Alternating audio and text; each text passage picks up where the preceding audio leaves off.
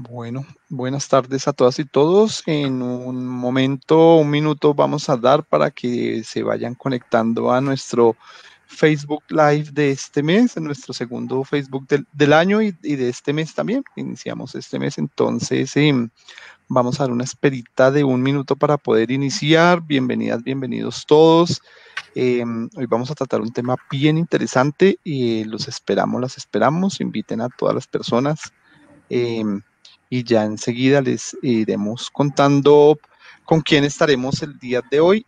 Entonces, aquí estaremos muy pendientes de todas y de todos. Gracias por acompañarnos.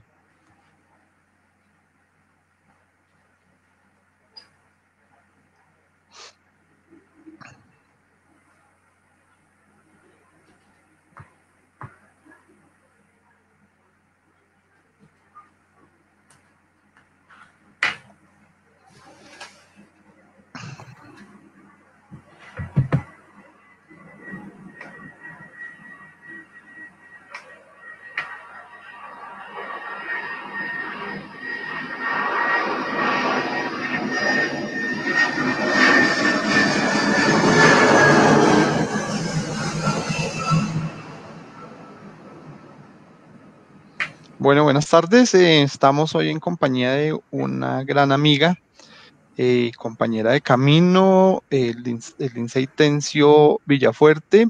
Ya antes de darle la palabra, la voy a presentar para que ustedes sepan quién nos va a acompañar hoy.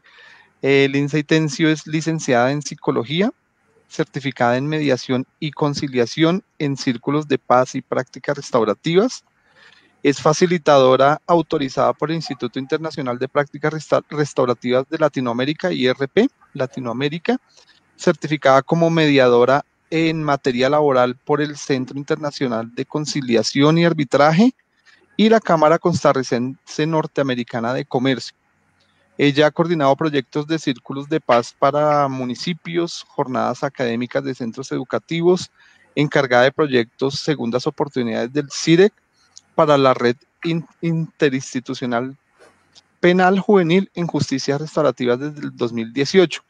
Y actualmente Lindsay es directora del Centro de Integración de Resolución de Conflictos, CIREC, del Colegio de Profesionales de Psicología de Costa Rica, asumiendo funciones de capacitación, promoción, administración, gestión de procesos, RAC, entre otros. Entonces, tenemos un gran personaje hoy con nosotros, igual que todas las personas que nos han acompañado en los círculos anteriores. Quiero darte la bienvenida, Lindsay, y agradecerte por estar aquí con nosotros hoy compartiendo este espacio y dedicándonos pues tu tiempo, todas tus sabidurías y todo el trabajo que tú haces en temas de liderazgo y mediación. Bienvenida a nuestro instituto, a nuestro colegio, el Gimnasio Femenino, y bienvenida también a Bogotá, que está desde Costa Rica. Muchas gracias, Lindsay. Con mucho gusto, Wilson. Gracias a ustedes por la invitación. De verdad que un privilegio y un honor poder compartir un ratito hoy con ustedes y esperamos que el tema que vamos a conversar pues sea de gran provecho para cada uno de los que nos van a escuchar. Seguro que así va a ser, Lindsay. Lindsay, quisiera, antes de darte la palabra, hacer como un comentario, es que siento que el liderazgo y la mediación son aspectos muy importantes en la convivencia y contribuyen a una resolución pacífica de las diferencias en diferentes espacios. Entonces quisiera preguntarte si hoy vamos a ver algunos espacios especiales donde podemos poner en práctica el liderazgo y la mediación. Claro. Bueno, justamente lo que les traigo preparado para hoy, el tema es liderazgo y mediación, justamente, como lo has mencionado, Wilson. Vamos a hacer un repaso por estos dos conceptos y nos vamos a centrar en el campo del área familiar. Sin embargo, no quiere decir que no vamos a mencionar por ahí otros ámbitos en los cuales es muy importante aplicar los temas de mediación y también las habilidades que tenemos sobre el liderazgo. Súper lindo, y me gusta que lo podamos enfocar para que todos estén muy atentos, cómo estos dos aspectos son fundamentales en las relaciones familiares, que siento que lo podemos aplicar y digamos más bien cómo traer estos elementos no solo en la justicia, sino también en las relaciones familiares, y siento que es un gran aporte para, pues, para nosotros los que somos padres y madres, y también poder fortalecer las relaciones en la familia. Entonces, Lindsay, muchísimas gracias nuevamente de parte de el área de liderazgo del gimnasio femenino, de Ever, el jefe del área, y en nombre mío también, pues muchísimas gracias nuevamente, y te dejo para que puedas presentar todo lo que nos traes hoy. Muchísimas gracias. Gracias, Wilson. Bueno, buenas tardes nuevamente. Repito mi agradecimiento y el privilegio que tengo de poder compartir hoy con ustedes un tema con el cual inicié a trabajar la resolución alterna de conflictos, que fue a través de la mediación. Como dice Wilson, vamos a enfocarnos en el tema de familia, que es un tema sumamente importante, y vamos a encontrar esas ventajas de poder facilitar procesos tal vez no formales de mediación, pero sí cómo obtener las técnicas de la mediación para poder fortalecer el diálogo en nuestros centros educativos, en nuestros entornos familiares, en los entornos laborales y cualquier otro que tengamos que desarrollar algún proceso de diálogo. Y creo que lo que mencionaba Wilson tiene que ver mucho con lo que en algún momento hemos mencionado, que esto debe ser una filosofía de vida, que primero debemos aplicarlo en nosotros y en nuestros entornos más cercanos, que es la familia, y de esta forma vamos a ver cómo se amplían las habilidades de liderazgo y de mediación en otros entornos, por ejemplo, cuando se lo transmitimos a nuestros hijos e hijas. Entonces vamos a iniciar con este tema. Y tal vez se preguntarán, fue algo que también en algún momento yo me cuestioné, bueno, ¿qué tiene que ver el liderazgo con la mediación? Y resulta que yo en lo personal no puedo ver estos dos grandes conceptos de forma separada, de forma muy independiente cada uno. Creo que ambos, a pesar de que en algunas ocasiones los vemos enfocados de manera independiente, tienen una gran relación. Aquella persona que se ha formado como mediador, por ejemplo, hablando de la parte formal, tiene características de liderazgo y debe ser un líder en su audiencia de conciliación, hablando en términos de la audiencia formal. Entonces, no los veo separados, a pesar de que en algunas ocasiones se trabajen de manera independiente. Sobre eso vamos a ir trabajando el día de hoy y vamos a ir conociendo primero estos dos conceptos. Antes de ello, algunas generalidades. Creo que es importante decir que como seres humanos, el conflicto es parte de nosotros. No podemos vender la idea de que no hay conflictos y de que si llevamos X, Y, proceso o capacitación, los conflictos se van a desaparecer.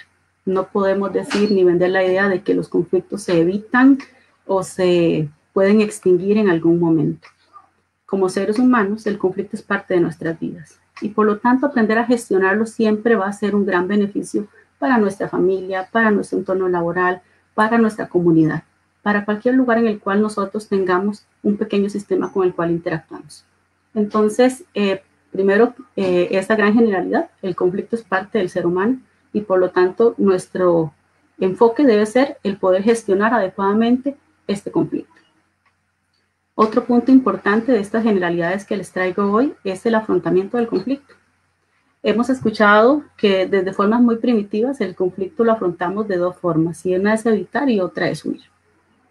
Aunque es de formas muy primitivas, pues justamente en pleno siglo XXI escuchamos y vemos que el conflicto en muchas ocasiones también lo evitamos y también huimos de él. No podemos ni evitar ni huir de los conflictos porque estos no se detienen cuando hacemos alguna de estas dos acciones. No desaparecen cuando evitamos un conflicto. Recuerdo en una ocasión que trabajamos con una municipalidad, un municipio, un comité local, y una señora decía, yo no tengo nada que ver con este conflicto. Sin embargo, le había impactado en cada una de las acciones que esta persona hacía para ir a trabajar. En la forma, en la hora que entraba, en los espacios que utilizaba para almorzar, en la ropa que se ponía, en cómo conversaba y las relaciones que tenía.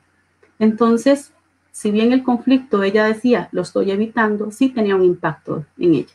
Entonces, por lo tanto, estas no serían las formas más adecuadas de atender un conflicto y por ello es que buscamos siempre al proceso del diálogo y al proceso de otras metodologías, como es la mediación, los círculos de paz, prácticas restaurativas, un diálogo social, una comunicación, digamos, de uno a uno y muchas otras herramientas que podrían bajar que el conflicto desescale y atenderlo de manera más más adecuada. El tema de la interconexión va ligado a lo que les estaba mencionando de cómo lo afrontamos. Como sistema, lo que hace uno va a tener un impacto en el otro. Y eso no podemos evitarlo. Mis acciones en un entorno laboral van a tener un impacto en los demás compañeros.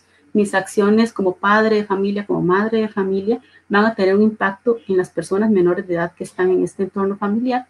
Y por lo tanto, es muy importante comprender que esto puede gestionarse de una manera distinta y poder controlar también o prever, y yo digo hasta poder brindar otros recursos de gestión que permitan que esta interconexión sea más fortalecida y no más bien permita un distanciamiento o una afectación a nivel relacional. Acá decimos, antes que todo, el diálogo, ¿verdad? Y lo hemos trabajado en diferentes documentos, en diferentes reflexiones. Antes de cualquier decisión, sentémonos a dialogar. Y esto es lo que busca la mediación y esto es lo que buscaría también un líder en cualquier otro espacio. Antes de avanzar con cualquier otro procedimiento, antes de buscar algunas otras alternativas, yo debería sentarme a dialogar y agotar la vía del diálogo antes de. Entonces es como un principio que deberíamos incorporar también a nuestros sistemas familiares, laborales y demás. Hablar del yo creo que es algo que ustedes tal vez habrán escuchado de manera más regular. Siempre poder hablar desde lo que yo estoy sintiendo y no desde lo que el otro está haciendo, desde lo que el otro me hace sentir, sino de lo que yo estoy percibiendo y cómo eso lo estoy visualizando, cómo eso me puede traer un impacto y qué es lo que yo quiero expresar con esta situación que está sucediendo. Desde que nos formamos en mediación, también hablamos de devolver la responsabilidad a las partes, de no apropiarnos del conflicto, de no tener o no querer tener el control del conflicto. Estos procesos de mediación en general son procesos extrajudiciales, son procesos que se llevan de manera externa a una sede judicial y por lo tanto el devolverle la responsabilidad a las partes nos permite hacerlos responsables, sí, pero también hacerles asumir un compromiso sobre lo que está sucediendo, sobre la construcción de las soluciones y no solamente sobre la queja. Devolverle la responsabilidad a las partes también deposita en ellos una enorme relevancia en las soluciones, porque de ahí van a ser lo que a mí me satisface, con lo que yo me siento cómodo, ese ganar-ganar que hemos mencionado en otro momento, cuando escuchamos estos procesos de resolución de conflictos. Entonces es muy importante que las partes se sientan y sean las protagonistas y los protagonistas de cualquier conflicto en el cual se encuentren involucrados. Y protagonistas serían todos. Serían, por ejemplo, en un entorno familiar, los padres y madres de familia y los hijos e hijas que están en este entorno. Todos son parte del proceso, todos pueden aportar una solución. Y es más fácil cuando construimos y todos somos parte de este proceso que cuando nada más una persona o dos toman una decisión que, vuelvo, tiene un impacto en todo el sistema familiar, por ejemplo. Y también hablamos de un proceso justo. ¿A qué nos referimos con un proceso justo? Y acá sí voy a detenerme un poquito más con la siguiente diapositiva. Cuando hablamos de un proceso justo, hablamos de tres componentes básicamente. De la participación, de que haya transparencia y de la confianza. En todo proceso que tengamos de resolución de conflictos, de toma de decisiones, de algo que nos involucre como sistema a la hora de accionar sobre una decisión, debemos tener en cuenta estos tres principios. Es importante que todos los integrantes y todas las personas que están involucradas en el proceso participen y van a participar de la creación de opciones, van a participar de cómo esto les está impactando en sus historias de vida, en sus realidades. Y esto permite también, ¿verdad?, que se haga un equilibrio, algo más horizontal en el proceso. Cuando hablamos de transparencia, queremos decir que, bueno, lo que acá se está hablando, todos tenemos claridad de cuáles son las consecuencias que van a presentarse, de las expectativas que tenemos respecto al proceso, pero todos estamos con la información completa. Desde mediación hablamos de un principio de información, que no hayan sorpresas por ahí, que la persona sepa que lo que ahí va a conversar, que lo que ahí va a suceder, todo eso tenemos claridad. El principio de transparencia entonces también es muy importante en el proceso justo. Y finalmente la confianza, porque cuando todos participamos activamente y hay una claridad de expectativas, si hay una claridad del alcance y lo que podemos lograr en la toma de decisiones, las personas se van a sentir más en confianza y esto pues fortalece las relaciones. Por ejemplo, hablando del tema familiar, las fortalece muchísimo y va a permitir que en otras ocasiones sea mucho más fácil buscar un diálogo constructivo, un diálogo colaborativo para solventar la situación que les llevó a reunirse, que les llevó a dialogar en ese momento. Entonces, dicho esas generalidades, vamos a iniciar hablando un poco acercándonos un poco, repasando lo que es liderazgo. Posteriormente vamos a ver algunos temas o algunos principios y conceptos de la mediación, para luego pasar a la conexión que tienen ambos y por qué es tan importante esto en nuestro diario vivir. Entonces, entrando a temas de liderazgo, les decía que no vamos a dar una cátedra de liderazgo. Sin embargo, es importante retomar el concepto o un concepto base, por ejemplo, el de John Maxwell, que dice que el liderazgo es el arte de influir en la gente, de generar ese entusiasmo en las personas para que logren un objetivo que tienen en común. Si llevamos este concepto al entorno familiar, entonces, por ejemplo, los encargados de la crianza en este sistema deben tener un liderazgo que impacte sobre las personas menores de edad y les entusiasme a alcanzar los objetivos y los logros que tienen como familia en común. Y vamos a hablar de 5 principios muy importantes que son de los que más me llaman la atención o los que más me gustan en el tema de liderazgo. El primero es modelar el camino. Un líder modela el camino, un líder da el ejemplo, un líder está ahí acompañando y todas estas acciones las va alineando a los valores que han sido compartidos en este entorno. Entonces, el modelar es sumamente importante, el decir por aquí es importante, pero no solamente decir esto es lo que hay que hacer, ¿verdad? Sino también el poder enseñar con el ejemplo, con las acciones diarias, cuál sería lo más correcto, lo más adecuado, lo más asertivo y lo más efectivo para solventar una situación. En modelar podemos tener a los padres de familia, a las madres de familia, con declaraciones afectivas, de cómo comunicarse desde el yo, de cómo gestionar alguna situación a través del diálogo, de cómo hacer la pausa y decir, este tema en este momento no lo podemos conversar, pero nos vamos a encontrar acá en tantos minutos, en tanto tiempo que ya la familia ha establecido para poder conversar sobre este tema que ya nos ha escalado en este momento. Ese modelaje no hace falta tal vez una clase para explicarle al adolescente, al niño o a la niña cómo se debe hacer. Si nosotros lo replicamos, es más fácil que a través del modelaje ellos puedan ver cuáles son las conductas a seguir. Entonces, este primer punto es muy relevante sobre lo que queremos ver en nuestros hogares. Si queremos ver un proceso de liderazgo y de mediación, donde gestionamos de manera efectiva nuestros conflictos, debemos empezar por modelar una conducta a seguir. El segundo punto, inspirar una visión compartida, una visión que integre, que incluya, ¿verdad? Que haga partícipe a todos de la visión que tienen en común y que además pueda escuchar aquellas otras aspiraciones, aquellas otras inquietudes, aquellos otros puntos de vista para hacer una visión compartida y que además siempre va a estar en construcción. Podemos ir avanzando y evolucionando conforme la familia va pasando por diferentes etapas hasta lograr tener entonces en nuestro entorno familiar una visión que va, va ajustándose a las necesidades y va ajustándose también a los cambios. Entonces, inspirar una visión compartida es un punto también sumamente importante que va a ir de la mano con el modelar el camino.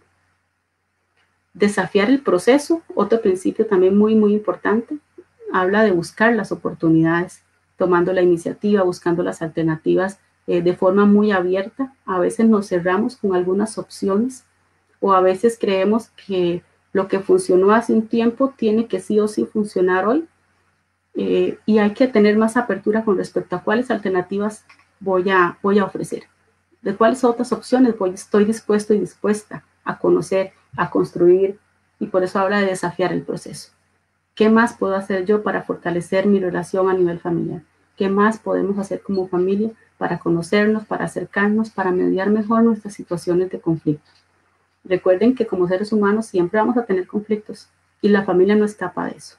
Entonces tenemos que ser más abiertos para la hora de buscar alternativas de gestión adecuada de conflictos. Habilitar a los demás, dice, para que actúen. Y eso va justamente con desafiar el proceso. A veces como padres de familia, las decisiones las tomamos todas desde nuestra visión, y esto no incluye la visión que podrían tener o los aportes que podrían tener las personas menores de edad.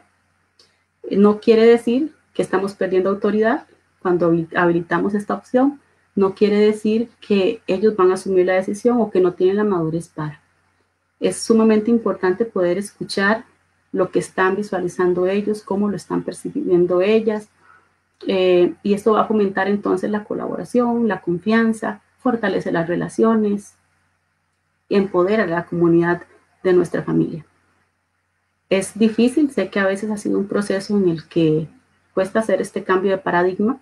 Sin embargo, cuando escuchamos a adolescentes expresarse que llegan a un círculo porque aquí se sienten escuchados, porque aquí logran decir cómo se sienten, logran expresarse sin ningún prejuicio, eso lo podríamos generar en nuestros entornos familiares si habilitamos más estos espacios de escucha y dejamos también que estas personas que nos acompañan en esta pequeña empresa de familia, pues aporten desde su experiencia. Cuando trabajamos en entornos escolares, por ejemplo, nos quedamos sorprendidos de escuchar lo que las personas, por ejemplo, de 5 o 10 años pueden aportar a una situación. Entonces, no pongan como a prueba esta gran capacidad que tienen las personas menores de edad de aportar a la construcción de soluciones. Y el último, que también es algo que escuchamos mucho de la comunicación no violenta, el de hablar desde el corazón también, es alentar el corazón, justamente, reconocerles ese aporte, incluso reconocer el alcance que ha tenido, el logro que han tenido, admirar esos logros es muy, muy valioso, y vamos a ver más adelante qué competencias fortalece todo esto que estamos comentando el día de hoy. Valorar esta experiencia individual que tienen ellos, lo que mencionaba anteriormente que tienen ellas, es muy importante. Incluso recordar, ¿verdad? Alentar del corazón, y yo les invitaría a que se devuelvan un poquito a cuando éramos más pequeñas y más pequeños. ¿Qué esperábamos nosotros de esos espacios? ¿Cómo hubiésemos querido aportar desde nuestro lugar? ¿Y cómo nos hubiésemos sentido si eso se hubiese dado? Entonces, es como volverse a ubicar en estas edades y poder comprender desde ahí que el ser admirado, que el ser reconocido es muy importante también para estos procesos de liderazgo en nuestras personas menores de edad.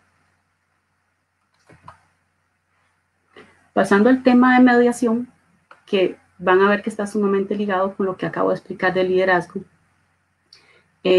quisiera mencionar primero qué es un proceso de mediación.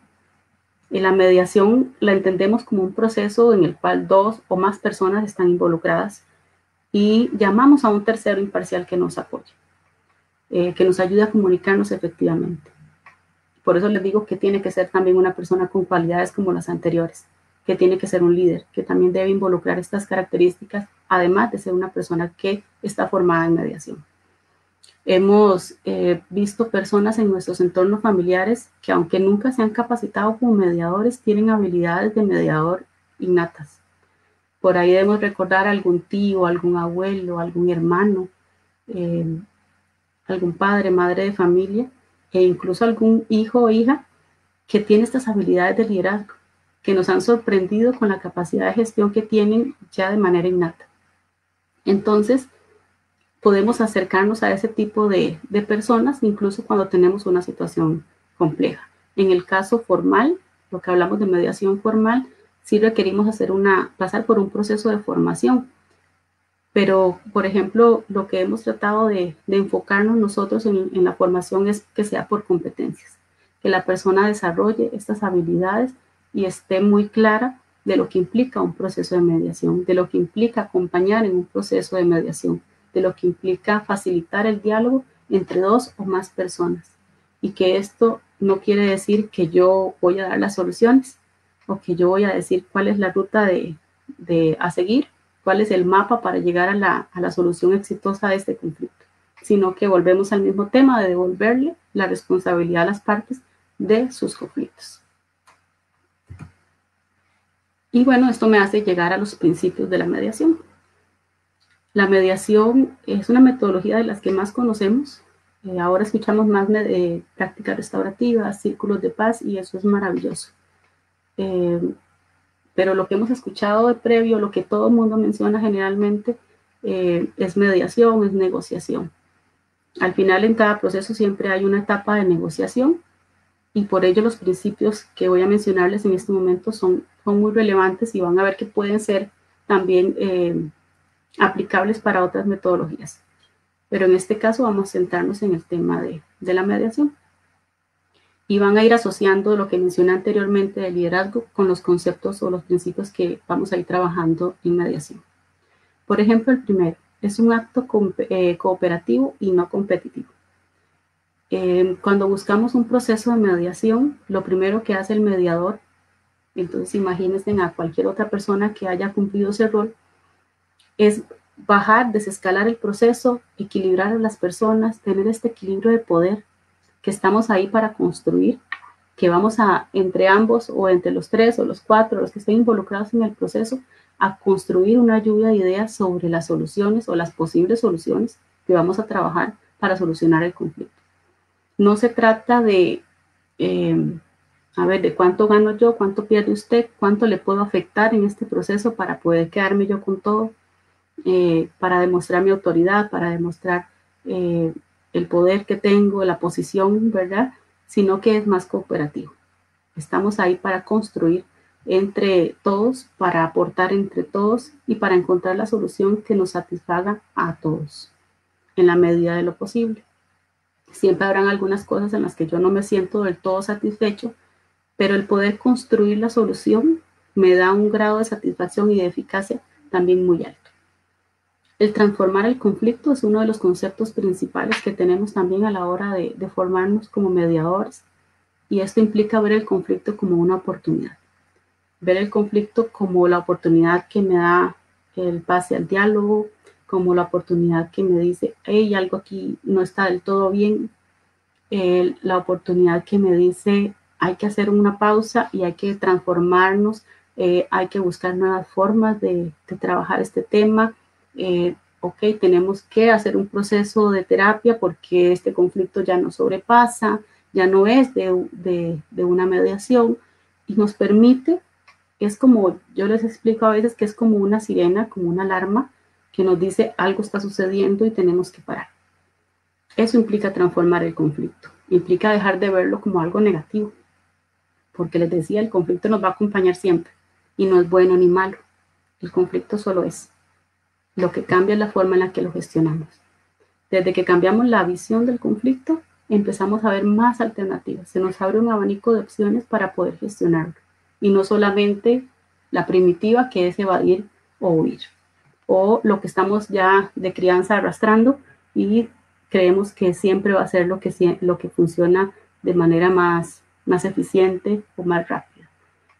Transformar el conflicto también implica abrirse a conocer otras formas de dialogar, de acercarme, otras metodologías, otras experiencias.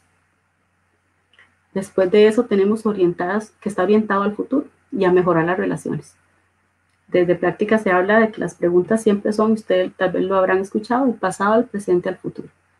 En mediación estamos enfocados al futuro, al acuerdo, a las soluciones, a qué es lo que esto nos va a permitir alcanzar en pro de las relaciones. Y aquí estoy hablando más de una mediación enfocada en la transformación, la mediación transformativa, porque busca mejorar las relaciones, busca acercar a las personas. Hay un punto importante en esto de que está orientado al futuro y en mejorar las relaciones, y es que se ha escuchado también muchísimo que en la mediación exitosa es la que logra un acuerdo.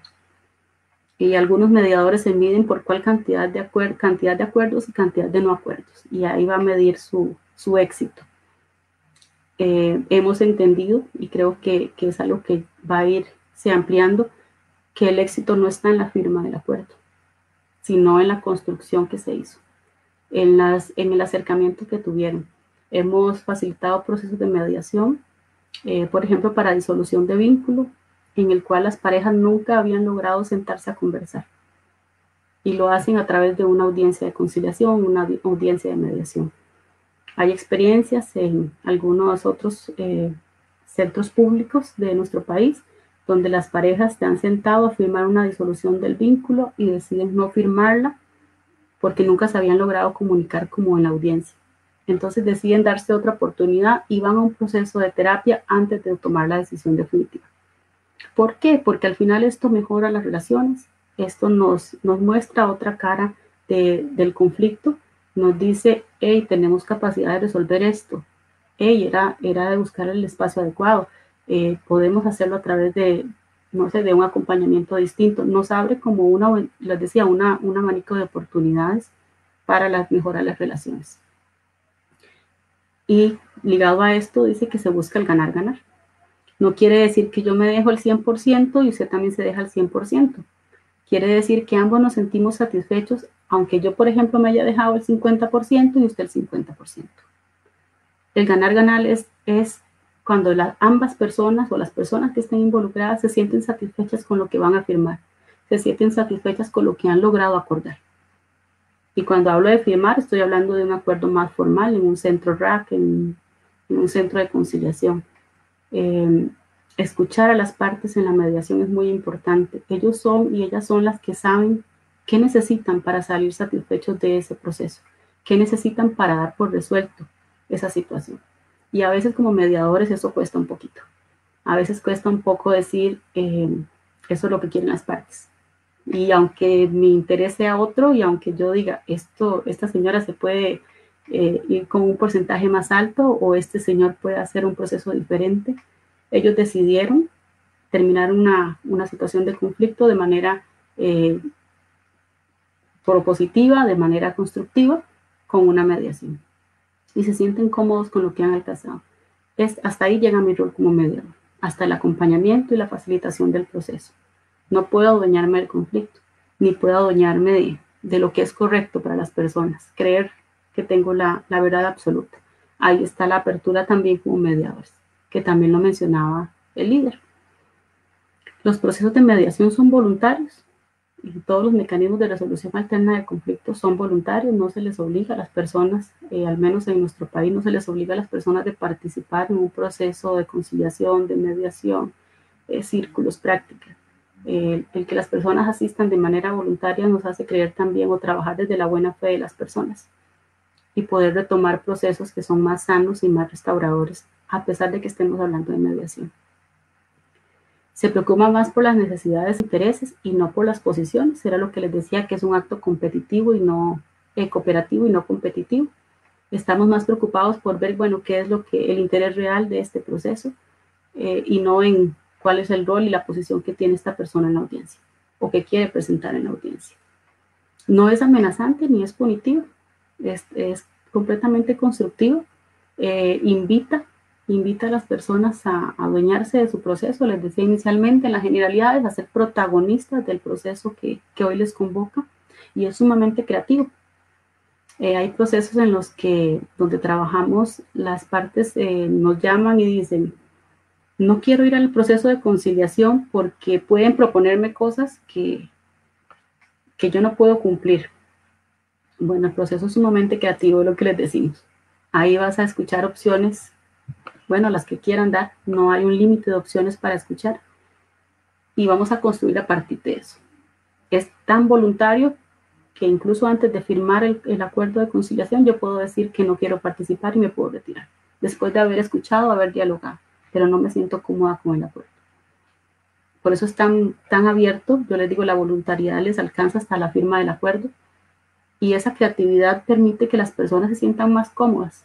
Entonces en esa pizarra se pueden poner la cantidad de opciones que usted quiera para este conflicto y de ahí vamos a trabajar las que tienen en común, vamos a empezar a negociar para poder llegar a la solución y al acuerdo si es así que las partes lo quieren. Van a ver que lo mismo sucede cuando hacemos un proceso similar en nuestros entornos familiares cuando avancemos con este diapositivo. Y bueno, algunos alcances de la mediación. Esto que les comento de las audiencias, de los procesos de mediación, del mediador que acompaña, Lo vemos en muchísimos entornos. Yo puse acá 3 muy generales tal vez, o los que más llaman a convivencia. Por ejemplo, comunitaria. Hay espacios, por ejemplo, a través de municipalidades, comités locales, municipios, no sé cómo llaman en Bogotá, pero acá asociaciones de desarrollo, grupos de líderes comunales que se reúnen para poder generar espacios de diálogo, de mediación ante conflictos vecinales, de construcción de un parque, de proyectos de la comunidad, de la organización de alguna actividad que impacte en toda la comunidad. Todo eso tiene alcance a nivel de mediación también. A nivel familiar, les decía, es muy importante, y en ese es el que nos vamos a centrar más adelante, cómo podemos llevar la mediación y este liderazgo a nuestros entornos familiares, y cómo primero tenerlo como una filosofía de vida para que este modelaje sea mucho más sencillo. Y en los ámbitos escolares, yo creo que el escolar va a ir muy de la mano con el familiar, porque los chicos y las chicas van a replicar en sus entornos educativos mucho de lo que ven en sus hogares, y viceversa. Lo que aprenden en los hogares también van a poder enseñarlo en sus entornos familiares. Entonces, trabajar de la mano con estos dos entornos es una inversión muy importante a nivel de habilidades, de competencias, de liderazgo y de mediación. Tenemos espacios en centros educativos donde tienen el rincón o la silla de mediación, la mesa de mediación, donde los niños desde etapa preescolar pueden ir y sentarse y seguir un pictograma, por ejemplo, sobre cómo dialogar sobre la situación sobre el juguete que no quieren compartir, sobre la merienda que trajo otra persona y él quiere o ella quiere, sobre los tiempos y las reglas que hay en nuestros centros educativos. Hay una mesita que se llama la mesa de la mediación o el rincón de la mediación, y los chicos ya están preparados, han sido capacitados, y las chicas, para saber que en esos espacios pueden ir y conversar sobre el tema con sus compañeros. Siempre están acompañados de un docente que les pueda asistir cuando tal vez necesitan algún tipo de acompañamiento, de apoyo, pero el permitir que esas gestiones se den desde edades muy tempranas nos hacen potenciar y reforzar las habilidades que ya los niños y las niñas tienen, que nosotros vamos perdiendo, siempre digo yo, conforme vamos creciendo.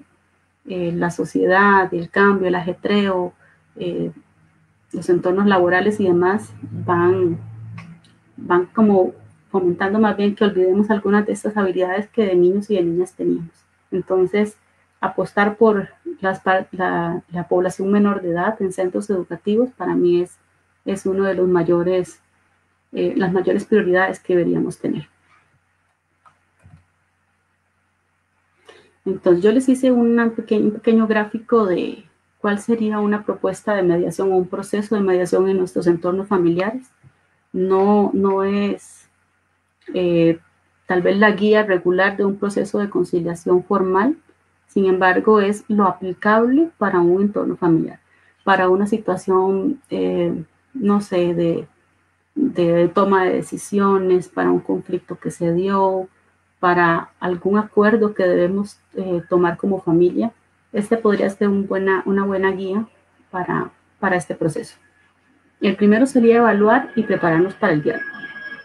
¿Cómo evaluar? Bueno, saber si este tema debemos traerlo en este momento, si este tema es para este proceso de diálogo, si este tema, quiénes necesitan estar involucrados, cómo vamos a trabajar, evaluar y prepararnos para el diálogo. Decir, bueno, la actividad va a ser tal día, el diálogo va a ser en tal lugar de la casa, un lugar neutro, un lugar en el que todos estén cómodos. Toda la preparación que implica un proceso de diálogo, pero lo vamos a hacer en nuestros hogares. Ya uno puede ir incluso de previo, escogiendo un lugar de la casa en el cual sabemos ese es el lugar en el que nosotros conversamos cuando hay una situación que debemos atender o prevenir. Escucharnos, nuestras historias, nuestras vivencias del conflicto, cómo nos sentimos, cómo percibimos la situación que está presentándose. Es muy importante que todos los que están en el entorno familiar participen, que puedan decir todos que tienen la palabra. Acá en este proceso de mediación familiar yo invitaría a utilizar la pieza de diálogo, que es una técnica de los círculos de paz que nos permite regular y organizar mejor el diálogo, pero escucharnos a todos, desde el más chico hasta el más grande, que puedan participar. que puedan dar sus aportes, que cómo están experimentando la situación que les ha convocado a este diálogo. Luego vamos a seleccionar temas. Entonces, sobre nuestras vivencias, ¿cuáles son los temas que queremos tratar hoy? Bueno, vamos a conversar sobre quién saca la basura, por ejemplo. Vamos a conversar sobre la salida que tenemos para vacaciones, o vamos a conversar sobre el regreso a clases de manera presencial. ¿Cómo vamos a conversar sobre eso? ¿Cómo nos hemos sentido sobre eso? ¿Cuáles son los temas que se desprenden de esa discusión? Para poder entrar a una lluvia de ideas que le llamamos lluvia de opciones, de solución, y si pueden tener una pizarra, si pueden tener algo donde anotar y que todas las personas de la familia puedan ver las opciones que cada uno está proponiendo, es muy importante, porque esta lluvia nos permite visibilizar todas las alternativas que hay para solucionar o para afrontar una situación que se viene, como el regreso a clases de manera presencial, les decía, como, bueno, afrontar una situación de cambio de casa, de mudanza, de cambio de escuela, de estas organizaciones que tenemos ahora por el teletrabajo, y cómo estamos retornando y jugando con la presencialidad y la virtualidad, ¿verdad? Todo eso lo podemos trabajar de manera preventiva en un espacio de diálogo a través de la mediación. Valoramos las soluciones y si tenemos que llegar a acuerdos, llegamos a acuerdos. Puede ser que también en ese momento no se llegue a acuerdo y necesitemos entonces reprogramar, replantear, invitar a una segunda reunión.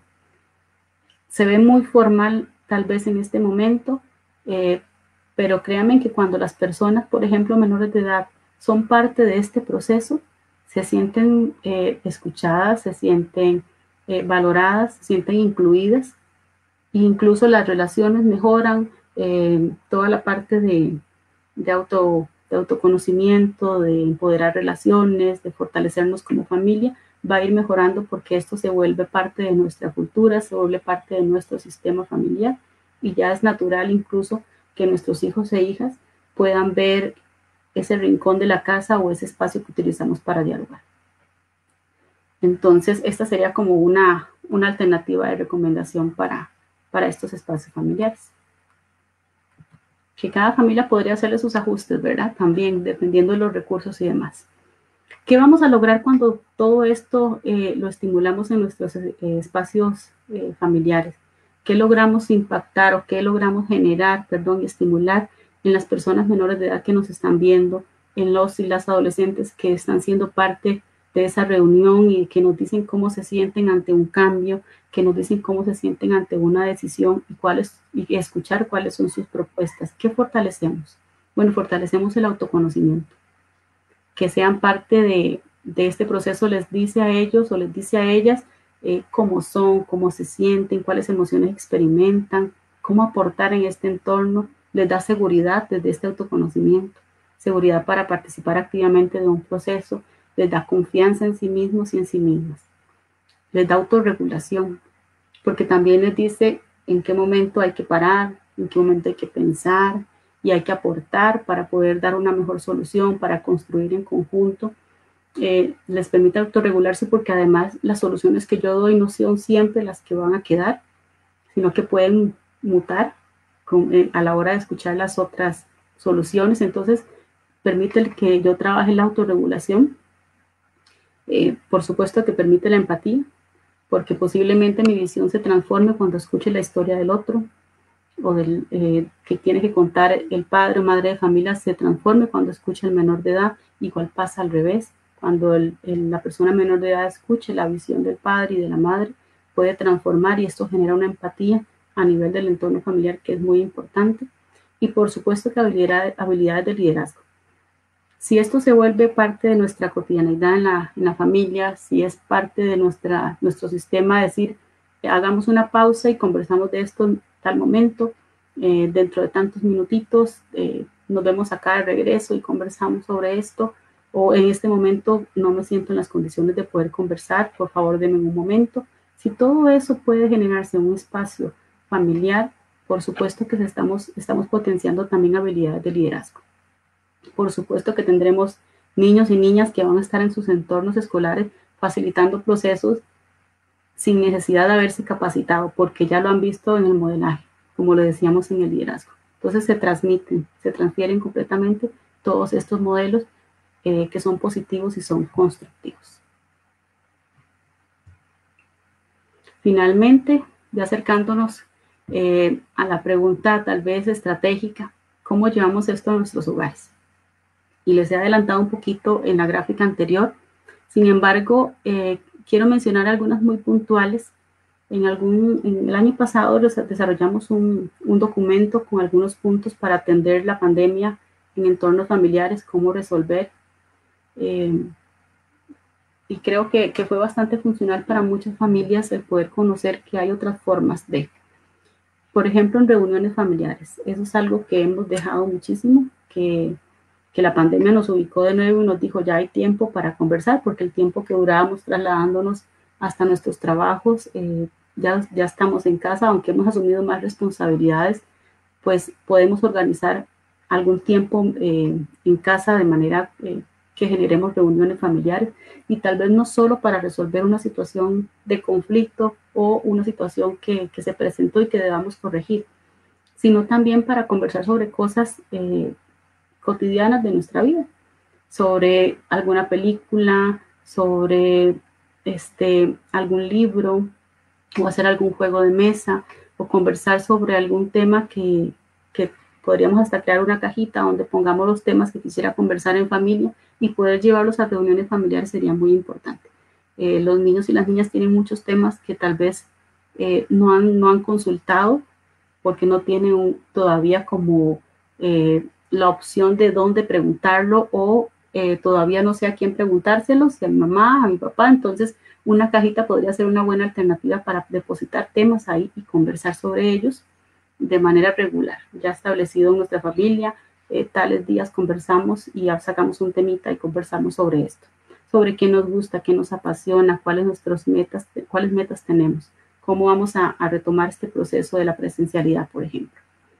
Les decía que también pueden ser estas reuniones de forma preventiva, ¿verdad? ¿Cuáles serían las alternativas que como familia vamos a tener ante situaciones que se vayan a presentar a futuro? ¿Cómo podemos ir fomentando las relaciones entre familias, el respeto en la familia, la empatía, la comunicación de forma preventiva? Ante circunstancias que nos impactan como sistema, yo les mencionaba el regreso a clases ahora de manera presencial. Acá en Costa Rica ya estamos regresando, creo que ustedes también. Puede ser un tema que tiene un impacto importante en los entornos familiares y sería un buen espacio para retomar estas recomendaciones. Ante acciones que deben mejorarse en el hogar también, hay cosas que sabemos siempre estamos en un proceso de crianza que debe mejorarse. Entonces, bueno, ¿qué podríamos mejorar? Y sobre eso también podríamos dialogar a través de la guía de mediación. Y, por ejemplo, en la organización de responsabilidades, ¿qué tenemos que hacer? En algún momento mencionábamos en una charla el hacer un cronograma de responsabilidades, de los horarios que tiene el papá, de los horarios que tiene la mamá, de los horarios que tienen los chicos y cuáles son nuestros tiempos de ocio, cuáles son nuestros tiempos de familia, de convivencia, que eso lo podamos establecer, potencia mucho, ayuda muchísimo a las relaciones, como les decía, y permite que la convivencia sea pues, más sana en nuestro entorno familiar. Y bueno, aquí les dejo una pequeña reflexión final ya para ir cerrando y no pasarme del tiempo. Los espacios de diálogo horizontal y constructivo, de escucha activa y empática, reconociendo lo que cada persona puede aportar al sistema, impactará positivamente en las habilidades de liderazgo y capacidad resolutiva de las personas menores de edad. Es algo que la experiencia nos lo ha dicho. Aprendemos muchísimo de las personas menores de edad, de los adolescentes y las adolescentes. Hemos aprendido muchísimo en diferentes espacios que hemos compartido en esta pandemia con ellos, y más bien una invitación para que puedan escucharlos y construir como familia estos espacios. Y no sé, Wilson, pasaríamos a consultas. Lince, muchas gracias. Súper interesante todo lo que nos has aportado el día de hoy. Voy a leer algunos comentarios que nos han hecho aquí. Nos han compartido algunas personas que están conectadas y quiero también abrir para Si alguien tiene alguna pregunta, quisiera hacer alguna pregunta a Lindsay, y yo también tengo un par de preguntitas de acuerdo que fui tomando apuntes a todo lo interesante que nos comentaste. Entonces, gracias Lindsay Sirek de Costa Rica por el tema de mi mediación, que es un tema importante para integrar a nuestras relaciones cotidianas, gracias al gimnasio femenino. Qué bueno saber que hay herramientas a aprovechar desde los primeros años de vida de escolaridad. Realmente gratificante ver el interés por parte del gimnasio femenino de incluir espacios de diálogo, participación, liderazgo y mediación. Esto permite la apropiación de elementos importantes para nuestras hijas, nuestras familias y la comunidad. Oh, muchas gracias, qué buen comentario. Muchas gracias por todos estos espacios e iniciativas. Muchas gracias. Entonces dejo aquí abierto por si hay personas que tengan alguna pregunta. Sin embargo, te voy a plantear una que me están diciendo aquí, que es que si estos espacios de mediación se pueden aplicar también en casos de bullying en la escuela. A ver, esa es una excelente pregunta. Desde Costa Rica no. Nuestras políticas no lo permiten. Nuestro Ministerio de Educación Pública sí ha hecho un llamado a que no conciliemos o no mediemos en temas de bullying, porque acá hay unos protocolos que se atienden de previo a una conciliación, por decirlo así. Entonces, los docentes y las docentes tienen un protocolo que deben de seguir. Sin embargo, en el último punto de esos protocolos, Wilson, de todos los que hay acá en Costa Rica, que igual los pueden descargar, los pueden revisar en la página del Ministerio de Educación, están disponibles. El último punto, que por ejemplo el del bullying es el número 8, siempre se habla de restablecer la comunidad. Y es ahí donde yo podría decir, trabajemos un proceso de diálogo con los chicos y las chicas. Por todo lo que involucra el bullying y todo el tema, ¿verdad?, de víctima y demás. Acá en nuestro país, no sé cuáles son las políticas en Bogotá, pero acá en Costa Rica no mediamos temas de bullying. Ok, muchas gracias. Sí, aquí también tenemos un protocolo cuando existen estas problemáticas, pero sí está a restaurar parte del protocolo, es restaurar los derechos de los niños, niñas y adolescentes en casos de bullying. Entonces, aunque tampoco es claro si se puede hacer una mediación, digamos, se hace el espacio, se abre el espacio y el ejercicio para que los niños también a veces sean conscientes, niños y niñas, de eso que tú decías al principio, no de huir de la dificultad, sino hacerse, comprometerse con lo que está haciendo y hacerse responsable de la situación, y también mirar de qué manera reparar. Aquí tengo otra pregunta. María Carolina nos pregunta cómo llegar a ese punto medio o a ese ganar-ganar cuando se quieren cosas diferentes, quizás opuestas. Yo creo que ahí es cuando escuchamos primero la historia de ambas personas. Ese es un primer momento, eso desescala y nos pone también en un plano de igualdad de poder, por decirlo, ¿verdad?, de poder, aunque lo que buscamos siempre es que las personas estén ahí desde el interés genuino de poder, de resolver. Cuando son muy opuestas, yo lo que les propongo es que trabajemos muy bien la lluvia de ideas, que trabajemos muy bien cuáles son los puntos de encuentro. Yo en la pizarra, por ejemplo, de mediación que utilizamos, podríamos poner los dos nombres de las partes, por ejemplo, de Wilson y Lindsay, cuáles son las opciones, y el mediador, bueno, visualizar cuáles son las opciones que más se relacionan y poder ayudarles a decir, ok, estas dos opciones se parecen un poco, ¿qué tal si trabajamos con esta? Y que empecemos desde lo más pequeño, Wilson, desde lo más fácil de resolver, que estemos visualizando en esas opciones, porque eso nos va a ayudar a motivar también a las partes a decir, ok, ya alcanzamos un primer acuerdo, ya tenemos un primer punto en común, es más fácil que se dispongan para trabajar otros, que si lo hacemos al revés, ¿verdad? Nos quedamos en lo más grande y si no se arregla lo más grande, pues no avanzamos ya más nada. Entonces, una buena lluvia de ideas donde las personas puedan tener visibles las opciones y yo como mediador poder cruzar cuáles son las que tienen en común e invitarlos a trabajar desde esas para buscar un punto medio. Muchas gracias. Y no sé si aquí también aplicaría el proceso justo, ¿no? Para Exacto. poder un poco alinear las expectativas. Me gustó eso que tú dijiste, porque cuando hay un conflicto es porque hay unas necesidades y unos intereses que hay que satisfacer de las partes, ¿cierto? Entonces, mi pregunta es, cuando no se llega a ese punto medio, es importante conocer las necesidades del otro y que el otro también conozca mis necesidades, y tiene que ver con el proceso justo. ¿Estoy en lo correcto, Lindsay? Estás en lo correcto, así es. Incluso volvemos al tema de que tal vez el punto del acuerdo es lo que al final es el sello, digamos, es la firma, es lo último que logramos en el proceso. Pero el escucharnos, el hacer esta lluvia de ideas, ese ejercicio y ese entrenamiento de escucha increíble que hacemos en todos estos procesos, ayuda muchísimo a que las personas que entraron a una mediación no sean las mismas que salen de la mediación, aunque no hayan firmado un acuerdo. Ok, o sea que me gusta eso que dices, porque entre también en la familia puede que no lleguen a, finalmente a un gran acuerdo, pero que sí las personas se sienten escuchadas. Por ejemplo, los hijos, que tú decías que me parece súper valiosísimo, las niñas, los niños y los adolescentes se sientan escuchados y valorados. Eso ya es un paso para llegar a cierta, digamos, conciliación, o a un término medio también de gano-gano, ¿no?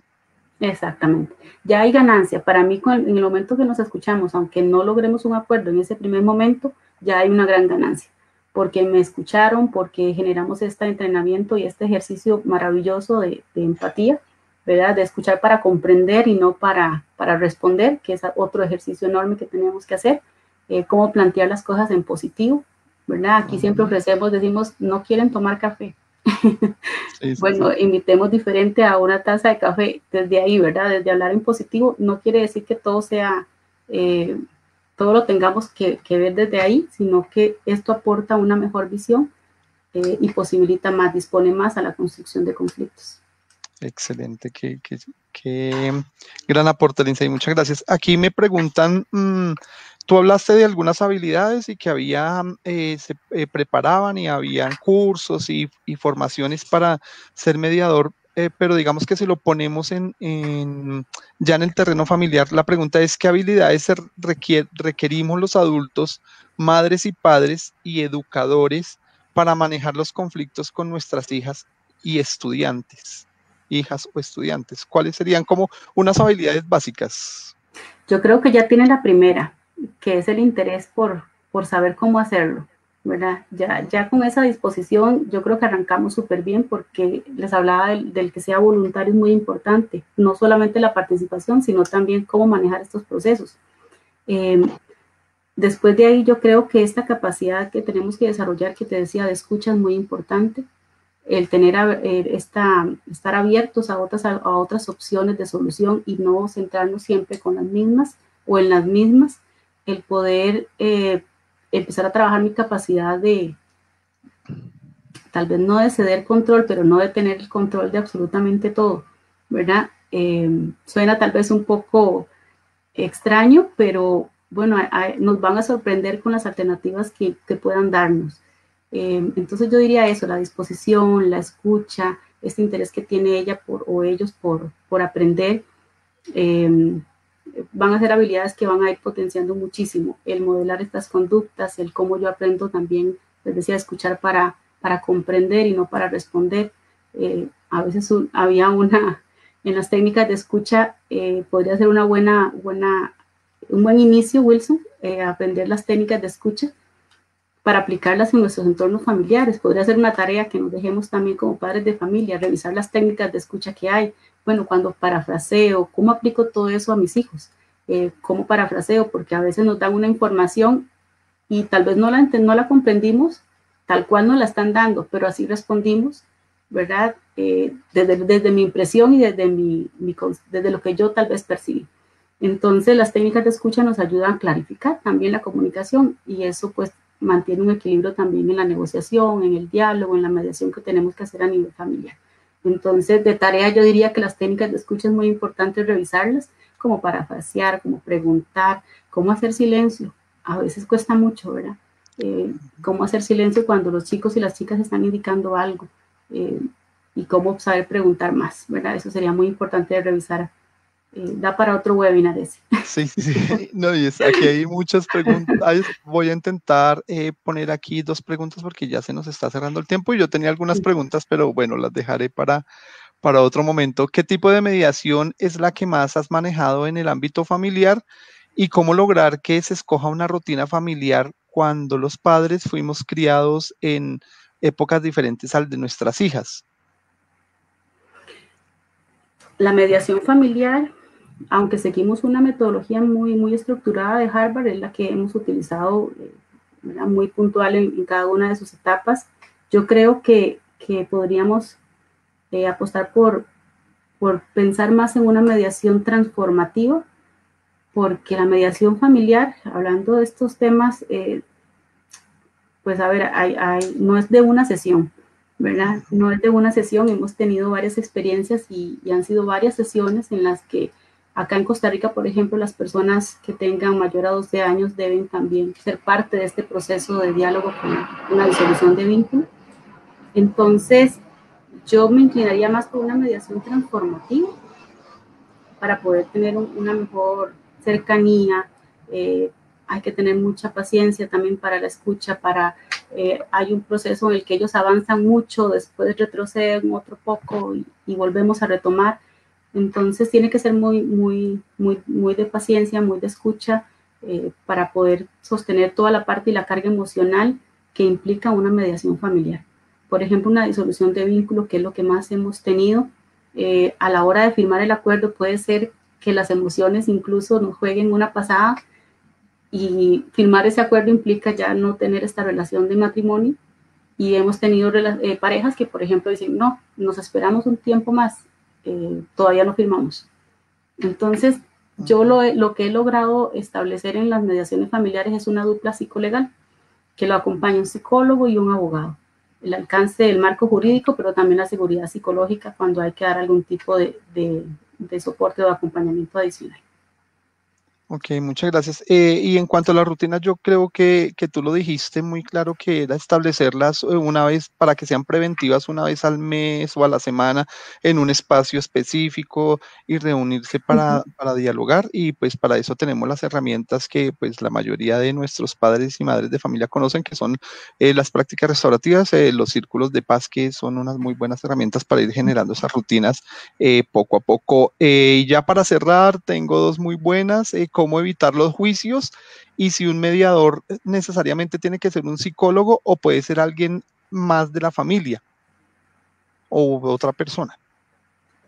Ok, si estamos hablando de temas que no tienen algún alcance legal, por ejemplo, un acuerdo formal que debe ser homologado por alguna sede judicial, puede ser cualquier persona que yo tenga o que todos tengan como referente, como líder, que guía, que se le tiene este respeto, esta admiración, que sabemos que es neutral, eso es muy importante, que va a ser imparcial.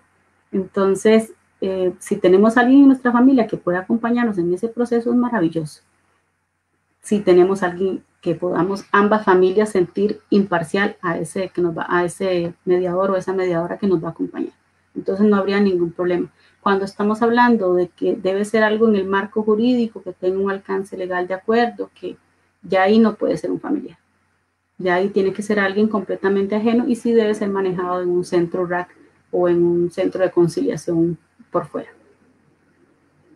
Muy bien, y bueno, sí, yo quiero hacer aquí como un comentario y a ver si tú lo validas, que dice que evitar los juicios, Eso. y yo ahí lo unía quería unir a una pregunta que yo escribí, es que a veces los espacios de diálogo se convierten más en reclamos y en decir, es que usted no ha, en lo que tú decías desde el no, es que tú no haces, es que, y cómo convertir más bien esos espacios en lugar de juicios y de reclamos y perdóname lo que voy a decir, y quejadera, se conviertan más bien en espacios de diálogo, de escucha, que tú dijiste también, y de poder llegar a acuerdos entre todos. Bueno, ahí yo diría que es un entrenamiento de hablar en positivo primero. Y podemos ponerlo en práctica sin necesidad de ir al diálogo, sino en lo cotidiano. Empecemos a hablar en positivo, a ver qué tal nos funciona eso, porque esto es un cambio ahí importante que tenemos que hacer a la hora de hablar en positivo. No es ver en positivo absolutamente todo, ¿verdad? Sino es cómo planteamos nuestras cómo nos expresamos, ¿verdad? El expresarse desde el yo también creo que es muy importante, Wilson, lo hemos hablado en otros momentos, desde las prácticas restaurativas. El uso de declaraciones afectivas es muy importante porque nos invita a no juzgar, el centrarnos, ¿verdad? Siempre en el valor que tiene la persona y no juzgarla más bien por la acción que hizo. La acción es algo completamente aparte. Wilson sigue siendo una persona sumamente valiosa, Lindsay sigue siendo una persona sumamente valiosa para esta familia, independientemente de esa acción que sucedió. Entonces, si yo logro primero también separar esas dos situaciones, hablar en positivo, el poder escucharnos, el poder separar a la persona de la conducta, el de poder integrarla y validarla, reconocerla, eso me va a invitar también a no juzgarla. Y yo coincido con vos, nuestra capacidad resolutiva tiene que ser dirigida a la solución, no dirigida a la queja, ¿verdad? Entonces, ¿qué puedo aportar yo?